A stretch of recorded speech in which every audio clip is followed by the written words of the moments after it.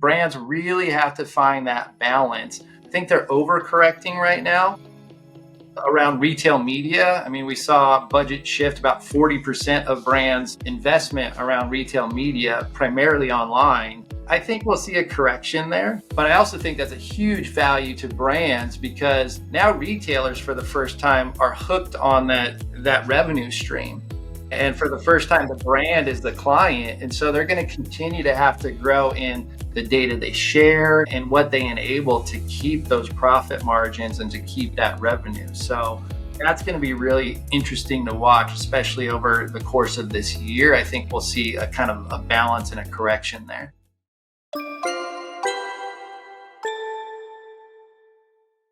Welcome to the Ecommerce Marketing Podcast, the highly rated digital marketing podcast that provides weekly digital marketing tips and strategies from some of the world's top digital marketers and e-commerce entrepreneurs that will help you take your digital marketing to the next level. Sit back and enjoy this power-packed episode hosted by Arlen Robinson, who is an e-commerce entrepreneur and digital marketing expert with over 20 years of experience. Hey, e-commerce marketing podcast listener. Are you looking to increase traffic and sales to your website? You can do this by launching your own affiliate program. Just visit getosi.com and sign up for a free trial today. That's getosi.com. Now get ready to hear from your e-commerce marketing expert of the week as they drill down to give you details on marketing strategies that can help grow your business. Welcome back to the E-commerce Marketing Podcast, everyone. My name is Arlen and I am your host. And today we have a very special guest, Brett Banner, who is the senior VP of marketing at PriceSpider, where he offers digital shelf analytics, shoppable solutions, and commerce data and insights that have helped global brands sell more online for over 20 years. And today we're going to be talking about some latest trends from large e-commerce retailers. Welcome to the podcast, Brett. Thanks, Arlen. Appreciate you having me. Yes, and thank you for joining me. And I'm sorry, did I get your position correct? Are you the... Officially it's SVP of Strategy. Yeah. Okay. I kind of oversee our product, marketing, and community programs here at PriceSpider. Okay, awesome. Yeah. Awesome. Well, that sounds good. Well, from looking at a lot of the things that you've been involved in and what you're doing there at PriceSpider, it seems like you've had quite a journey in the e-commerce space. And we were talking beforehand, before we started recording, that when technologies, so many things intersect. And so I'm sure there's some things that we've done that you guys have probably been involved in. And just to start things off, what really drew you into the world of e-commerce? And, how did you end up focusing on, with a company that's focusing on optimizing the path to purchase? Yeah, it's, I'd say, I don't know about everybody's career. Mine's kind of been an interesting ride where you look back over 20 years and you're like, oh, wow, how did I get here? But I started my career in marketing with a degree in business and marketing. So pretty traditional start in this world. I've always been in the software and service provider space, specifically in that B2B equation. And I've worked for a lot of small startups, medium-sized companies, and then large organizations like H&R Block, Sage, and Verizon. And so early on in marketing, my curiosity was really around understanding that relationship between sales, customer success, and marketing. I was really just enamored by that. And it kind of led me on a path that started with building and leading customer success organizations in that technology space. So at that time, customer success as a profession, it was at its infancy, right? So it was an amazing experience to see a disruptor like SaaS. Like SaaS was just born, and customer success was born out of that because that shared responsibility of really looking at, how to bring equal value in that software vendor relationship, right? Yes. So it's kind of translated into the marketing in the sense that the best way I've defined customer success is selling and delivering business outcomes. All right. And I think that's really, really important because that simple definition, it ensures that the organization's focused on the client and the unique value and outcomes they need to achieve. And it makes sure as an organization, you stay outward focused and market focused. So fast forward to PriceSpider, I joined almost 6 years ago to help them grow their market leading position at the time by building out their customer success organization. Okay. And part of that was navigating a growth model that we had in acquiring and integrating 3 leading companies in the space and launching several new products at the time. So it was just a crazy hyper growth time early on. We grew our team by like 300% to support the world's largest network of omni-channel brands and retailers. Okay. So that was really fun. And about 15 months ago, I moved into this current role, right, where I'm leading our product market and community strategy. And I think the reason why I've been uniquely fit into this is because it's working alongside and innovating with 2,000 global brands on a daily basis, really helping give me an insider perspective and education on the e-commerce market and the social channels and the retailers that they work with.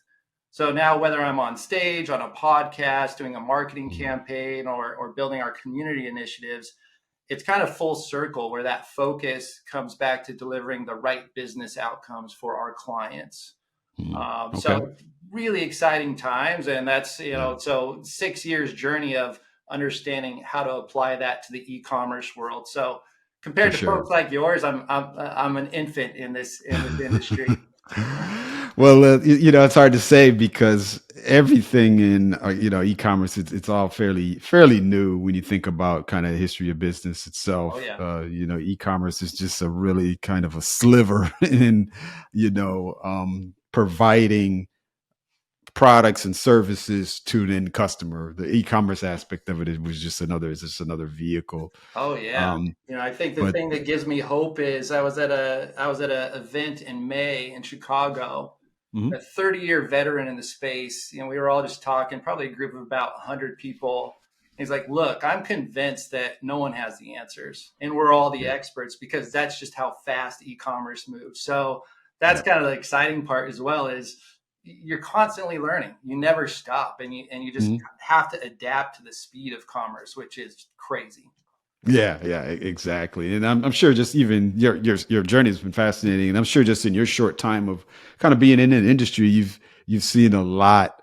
And even just that amount of time, what would you say would be some key moments or maybe just some challenges that you faced early on that has now shaped your perspective on e-commerce? Yeah, I think the biggest surprise coming into the industry, especially with the big global enterprise brands that we work with, is just how fragmented they are internally. And, we could talk more about it around kind of our unique position in the market. But what I saw was, the left hand wasn't talking to the right hand. Brand A didn't talk to brand B. Brand A in this region didn't talk to brand A in that region. The person that cared about the digital shelf or the retailer wasn't talking to the person that was on social media. And that's been a real challenge, and it still is. And a lot of that is what's changed over the last several years as far as that digital first shopper and really flipping the equation of like that linear shopping funnel. It's really this infinite loop based on how the digital first shopper shops, but brands aren't really set up to orient around that, and they're on that journey. And so you see the organizational silos, you see the data silos, and centers of excellence started being born to try to solve for that. But there's still quite a journey to really adapt with these large enterprise brands. And some of those smaller brands are eating their lunch because they're agile and they're able to go to market thinking about that digital first shopper. So to me, that's been the biggest learning curve and the biggest challenge, not only on the vendor side, but for brands to actually be able to execute on what they want to do and what's getting in the way of that. Yeah, for sure. Yeah, I think what you said is right. But I think what I've seen is just, in the past 4 or 5 years, a lot of brands issues were flushed out during COVID. So I think that was really almost like a kick in the pants to a lot of these major brands that thought maybe they had their stuff together. Maybe they weren't doing a whole lot of e-commerce, but they were getting by. But then when it came down to that's all they could rely on, then they, a lot of brands, of course, as you know, and we all know, went to the wayside, and some really, really struggled. But then others were able to thrive. They were able to get in action and kick things into high gear, and have been thriving ever since. So it's interesting to see where these brands are now. Yeah, and we saw a race in that time to embracing technology, like what PriceSpider offers. But again, you'd have these pockets where everyone needed an answer for their CEO of how they were responding to that COVID market, right?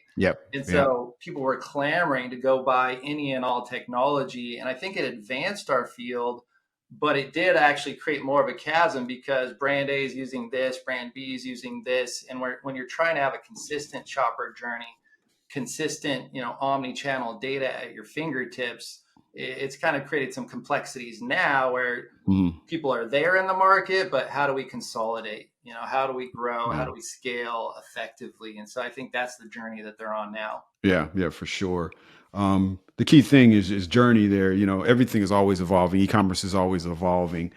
What would you say are some trends that you've seen across some of these major retailers right now that marketers and other small e-commerce brand owners should pay attention to? Yeah. And maybe to step back just to give some context, because I'll answer it in the context of our clients. So sure, maybe give a little brief background for those that may not be familiar. But PriceSpider is the global leader in shoppable solutions for omni-channel brands. And omni-channel is critical. It's a brand that primarily has a hybrid or indirect model where they're reliant on a retailer for that conversion point, right? So they have a unique problem set that they need to solve for. So we make any channel, any digital touch point, and any path to purchase shoppable. And what that does, it unlocks new opportunities for brand growth. It removes friction that can result in lost sales, margin, or cart abandonment in that process, right? Okay. And so it really helps brands drive profitable conversions along their brand media outlets, like their own website, their own social media, their ads, their campaigns, and their search. It's everything that happens with that interaction before it gets to the retailer site. And so we exist because when they're in that indirect or hybrid model, they have a problem in maintaining control across that shopper journey.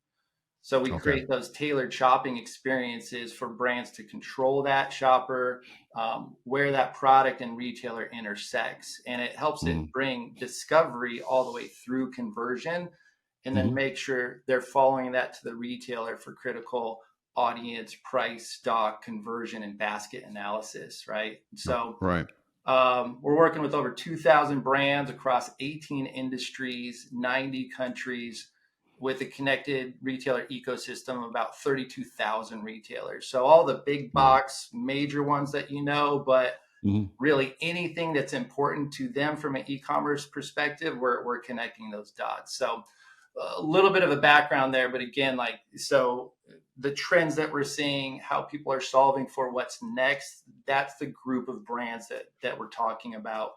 Gotcha. Typically, the persona or the stakeholder, it's a brand, channel, e-commerce, digital marketing, and social commerce type leader. It's kind of the group that we're orienting around. Okay. So, I think one of the biggest things that we're seeing right now is, even for us, we use the word shoppable a lot. And it's really about redefining shoppable, really being everywhere your shoppers are shopping. But redefining that really means kind of creating that seamless brand enabled experience where consumers can discover, interact, and purchase products directly from any digital touch point.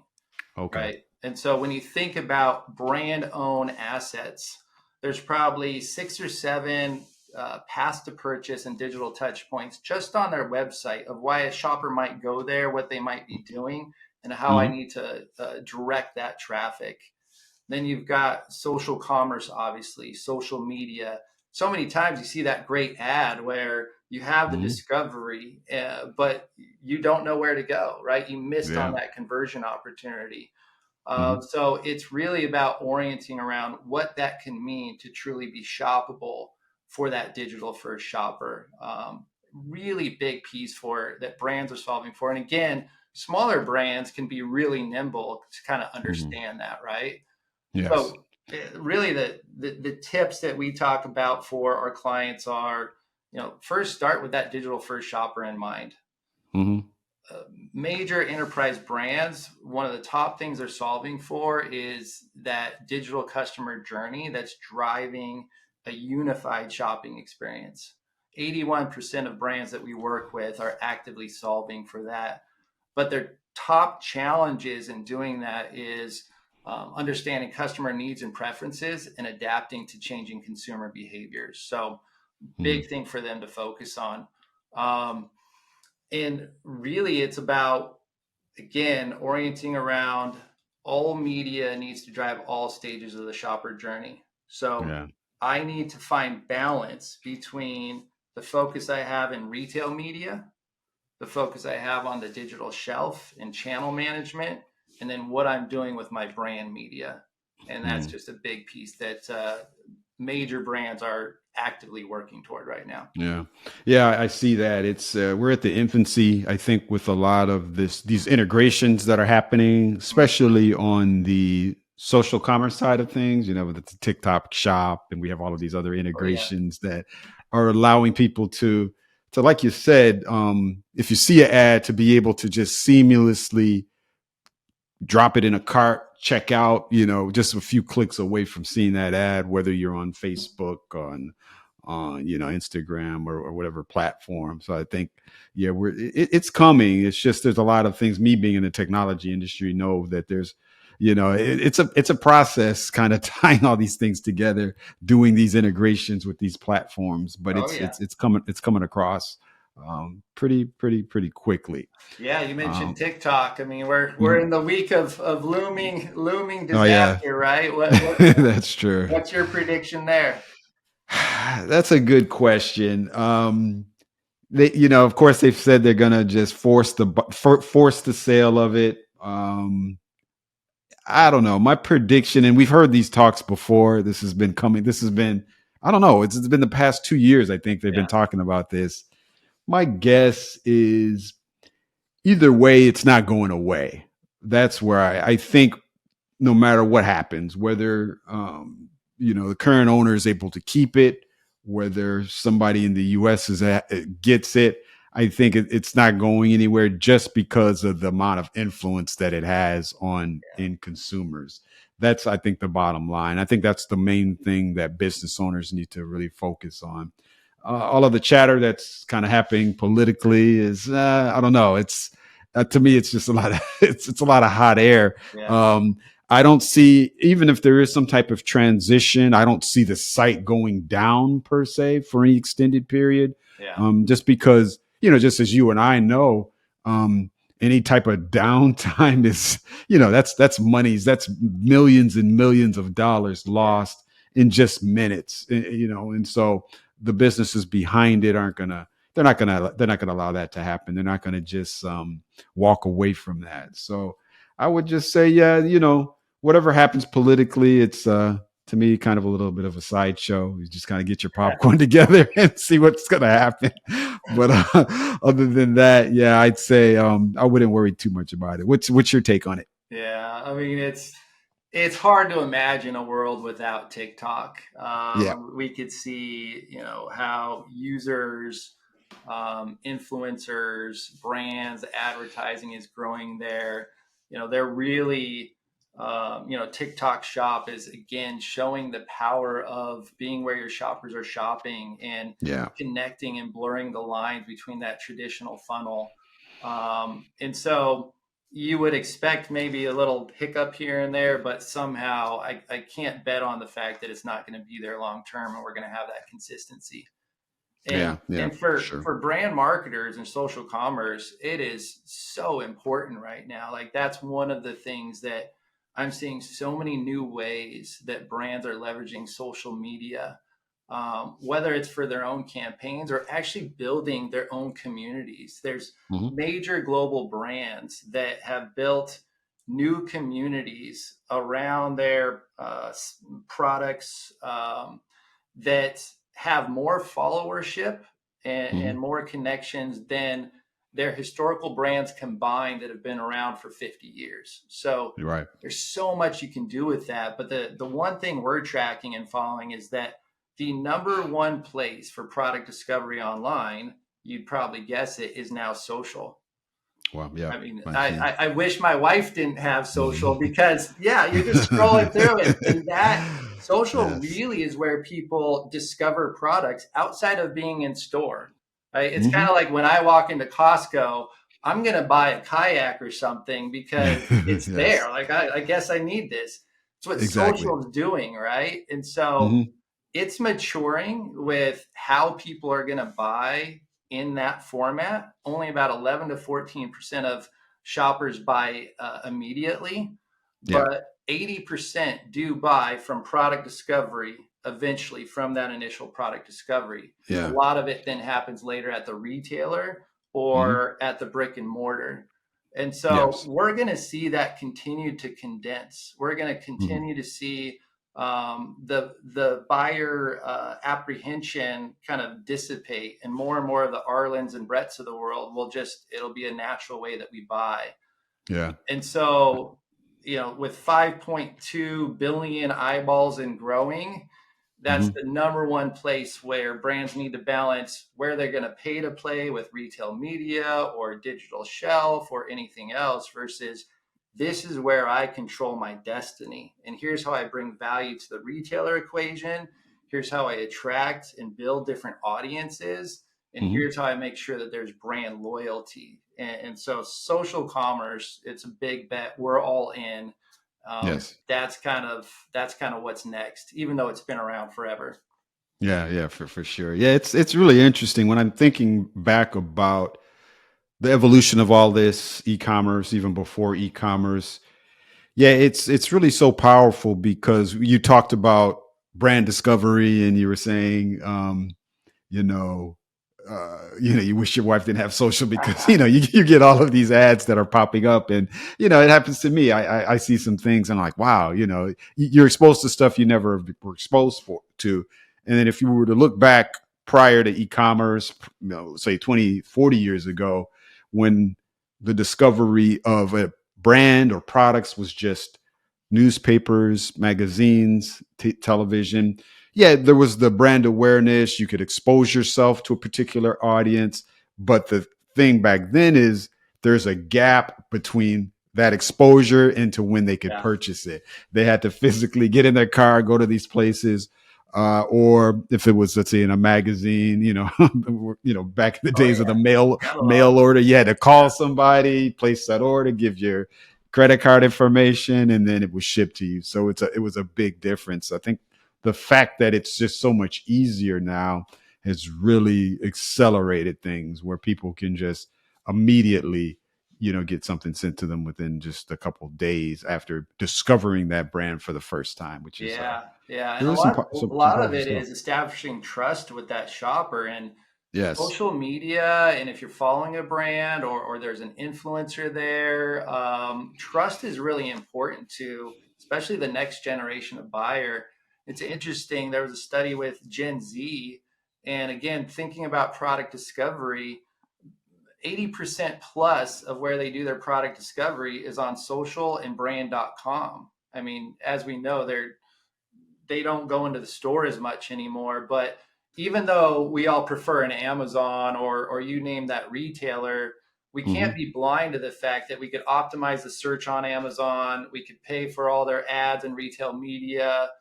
You could, make sure the PDP is perfect. But that modern shopper is not just going to go discovery on Amazon. Usually they're Mm-hmm. going to the retailer site when they've already been influenced enough to know what they're looking for, and they're Yeah. just narrowing that down, right? Yes, So for sure. brands really have to find that balance. I think they're overcorrecting right now Mm-hmm. around retail media. I mean, we saw budget shift about 40% of brands' investment around retail media, primarily online. I think Mm-hmm. we'll see a correction there. But I also think that's a huge value to brands because now retailers for the first time are hooked on that revenue stream. And for Yeah. the first time, the brand is the client. And so they're going to continue to have to grow in the data they share, and what they enable to keep those profit margins and to keep that revenue. So Yeah. that's going to be really interesting to watch, especially over the course of this year. I think we'll see a kind of a balance and a correction there. Yeah, I can definitely see that. Yeah, that's it's gonna be interesting. Now, as we get ready to wrap things up, there's a lot of smaller e-commerce business owners that are listening, or marketers that work for smaller businesses, and not everyone, of course, has the resources of some of these larger major retailers. What would you say are some of the most impactful things that a smaller e-commerce business can do to compete and really just improve their path to purchase experience today? Yeah, that's a good question. I think something to watch for, there's two competing trends out there overall, which is agency and tech consolidation, but Mhm. also kind of new kind of AI driven point solutions. And AI is not a buzzword anymore. It could be really, really impactful. And it's not just for the big brands out there. There's a point solution. There's probably like five that were just created and announced this last minute as we were talking. So, Mhm. really figuring out for small businesses where they can practically take advantage of AI to scale, to be more efficient. I think that's a big opportunity for them because they can Yeah. be agile in that. Yeah. Yeah. I for sure see that. I think the other thing is, a lot of the big brands are seeing these emerging products and brands come really with a digital first approach, Mhm. where they're optimized for mobile. They have a proven track record in driving conversion and value in communities through social. And there's so much agility in that. Like if you really get it Mhm. right and realize what should that shopper journey look like? How can I be everywhere that shopper is shopping? And what experience do they want to have with my brand? Small brands are eating the lunch of these big brands, and that's a big conversation that's being held out there. Now, the big brands oftentimes will just go buy you once you're Right. big enough and Exactly. competitor enough. So that's a good exit plan. Yeah. It happens a Um, lot of the times. Yep. For but sure. embrace the smallness, like Mhm. embrace the agility, and understand that if you're really thinking about that digital first shopping experience, you're going to be able to be competitive. You're going to be able Mhm. to be smart in the market. um, Yeah. and it's an even playing field. Like more and more, it's an even playing field with the small guys and the big guys. Yeah, I totally agree. Yeah, you embrace the nimbleness, embrace being able to make quick decisions and get out there fast, be able to pivot, because these bigger guys, they can't do that. They can't make any major changes just like overnight. Usually, it's usually a process. They usually have such a huge digital infrastructure, and behind that there's bureaucracy with the executives that have to make decisions. So it's a process. So yeah, a smaller business where it's just a founder or co-founder and maybe some team members there. Yeah, they can. I mean, they can pivot. Oh Nine yeah. ways till Sunday and keep things moving. Yeah. And I would say, you know, social media is a great equalizer for them, right? Yeah. And making sure they're thinking about how can I create a frictionless experience. And again, we even support folks that have a direct business, like that Hmm. hybrid model. You can still represent all your direct options, but being aware that there's pretty innate retailer preferences out there. And if they're going to the Amazons or the Targets or the Walmarts or the Home Depots or whatever of the world, do you want to be a part of that conversation or do you want to be Hmm. blind to it? And so there is technology that helps you think about how can I capitalize on social media engagement, audience building, community building, but how do I seamlessly get that to that point of purchase, whether that's my direct shop or Hmm. it's a hybrid with direct and the retailers or the retailers themselves. Yeah. So really understanding that. There was a study done by I think it was HubSpot, and it was shopper apprehension on social. Why aren't people buying immediately? And 92% of the reasons can be solved overnight. It was the number one was concern on putting payment information on social. Right. Exactly. Then, not aware of the possibility to purchase. So I saw an ad, I engaged with something, and I had no idea I could purchase it or how to purchase it. It's the number two reason why people aren't immediately buying, right? And then comparing products, seeing customer reviews, or concern about product or vendor reputation. Yeah, exactly. That's like, it's unbelievable to me that in social, there's still 92% of the reasons that people aren't buying immediately, how easily addressable that is if you're thinking about a digital first experience. Yeah, for sure. And I'll throw one more thing into that concern, because I have this concern a lot of times, is the return policy. A lot of times these brands that are just exposing themselves to people the first time on social, they have to always address the elephant in the room, which is Amazon, which is just incredible, with returns. Oh, yeah. And people are looking at that. They're looking at the brand and they're saying, all right, and I do this. I have this conversation in my head. I'm like, all right, do I want to take a chance on this? How long is it going to take to get to me? If it's not right, or let's say it's a clothing item, it doesn't fit, how easy is it going to be to send back? And I think I'm not the only one that has those concerns when they're looking at these social ads and considering purchasing. Yeah. I mean, the biggest thing for a small brand to really look at with that shopper behavior is 73% of shoppers are shopping multiple channels at the same time, and they're taking 6 or more actions to make that purchase decision. So what are they typically looking at? Like if you're selling in an omni-channel environment, they're doing research on retailers, price, availability, ratings. And so the more you can display that, right, that what we do is connect the dots. So if Arlen is looking at that ad, he could quickly see, here's the retailers I could find this at. That gives you trust already. I could show ratings and reviews. So again, trust already. I could see availability and price. Am I getting a fair price? And if I'm showing that in a curated experience that I'm serving to Arlen, we're going to reduce 5 or 6 of those research things that you're going to do by losing that client. And then who knows what else they're going to buy. So the modern shopper wants to see omni retail data. And if you can do that in a seamless way at any digital touch point, again, as long as like you have that omni channel strategy, right, that is a game changer for any size brand. Yeah, it really is. Well said, Brett. It's been awesome talking to you. This has been an excellent conversation. I've learned a ton. I know our listeners and viewers have as well. I always like to shift gears here before we let you go. A slip of the tongue there. Shift gears.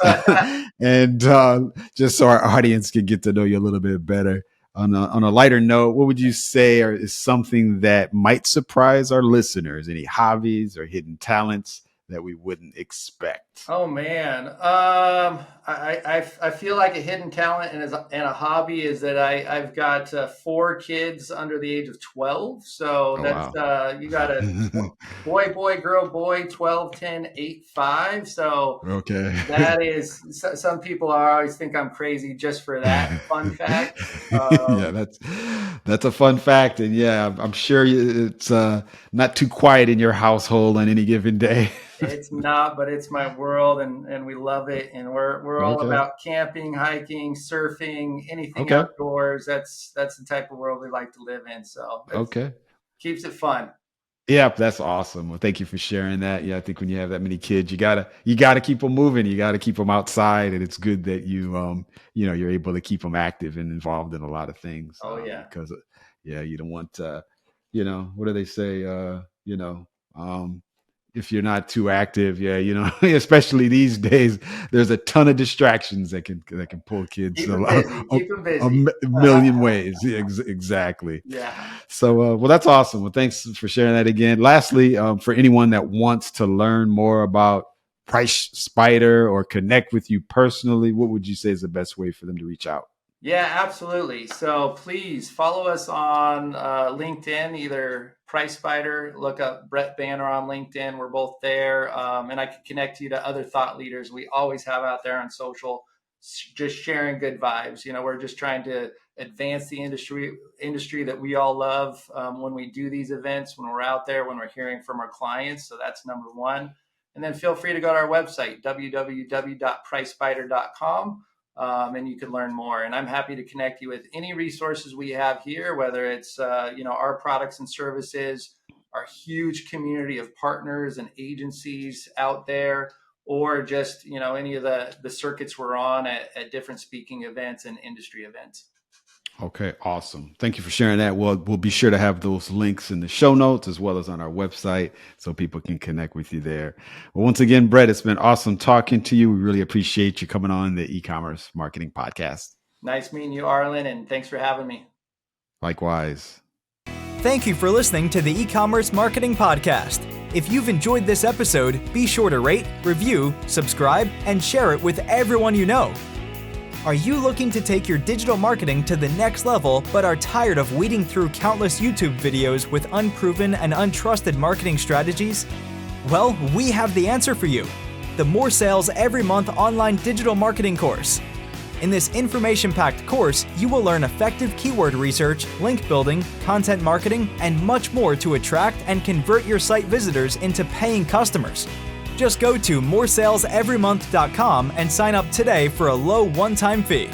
In addition to this power-packed course, if you would like to get access to a growing repository of digital marketing articles, PDFs, and ebooks, check out getosi.com/resources and opt in to get full access to our library of priceless marketing information to help you take your digital marketing to the next level.